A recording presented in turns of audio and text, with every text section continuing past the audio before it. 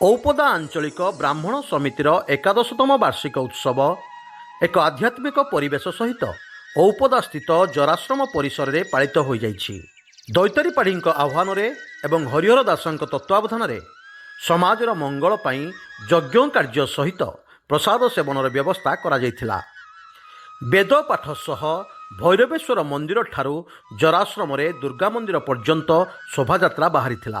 ଏହି ସଭାର ମୁଖ୍ୟ ଉଦ୍ଦେଶ୍ୟ ଆଜିର ଦିନରେ ସନାତନ ଧର୍ମକୁ ରକ୍ଷା ଏବଂ ପ୍ରସାରର ଆବଶ୍ୟକତା ଅଛି ବୋଲି ଆଲୋଚନା କରାଯାଇଥିଲା।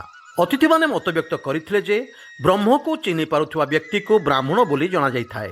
ଏଣୁ ସମସ୍ତେ ବ୍ରାହ୍ମଣର କର୍ତ୍ତବ୍ୟ କରିବା ପାଇଁ ଚେଷ୍ଟାରତ ହେବାର ଆବଶ୍ୟକତା ଅଛି। ଏହି ସଭାରେ ଶତାଧିକ ଭକ୍ତଙ୍କ ସହିତ ରମାକାନ୍ତ ଶତପଥୀ, ବୁଦ୍ଧିରାମ ପାଣିଗ୍ରାହୀ, ଲକ୍ଷ୍ମୀଧର ନନା ଏବଂ ଅନ୍ୟ ବ୍ରାହ୍ମଣମାନେ ଉପସ୍ଥିତ ଥିଲେ।